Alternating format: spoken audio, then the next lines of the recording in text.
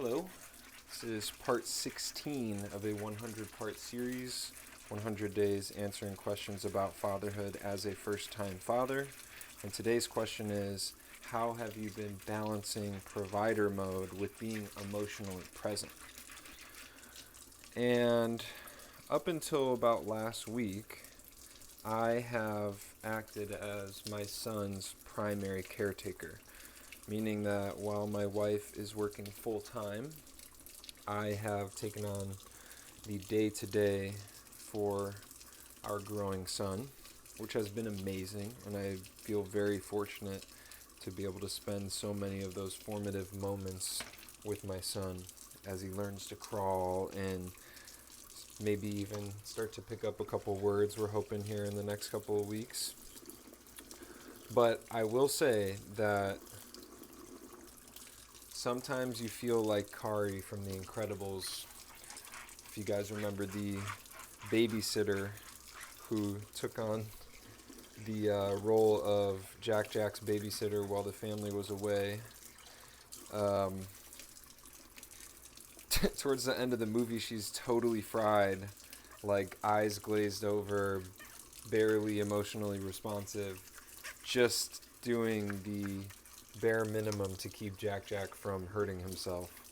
And I have definitely had days, even weeks, that stretch on feeling exactly like that.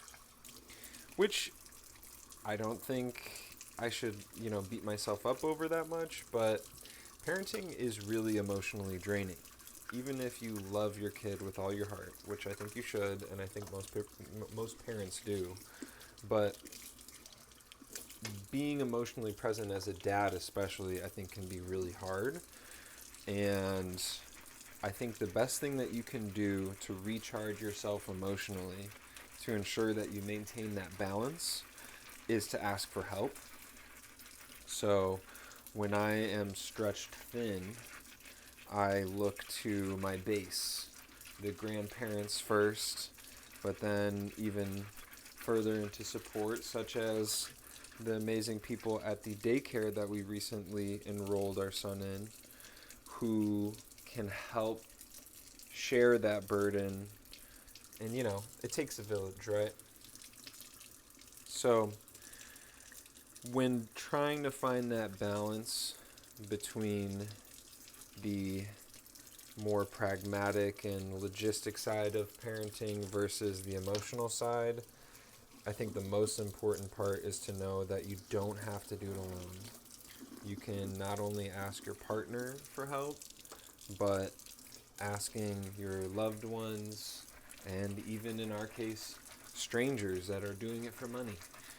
Because the worst thing that you can do is take out any of your emotional burden on your kid. And that's what I want to avoid. So this has been part 16 of a 100-part series. Thanks for tuning in, and I will see you in the next one.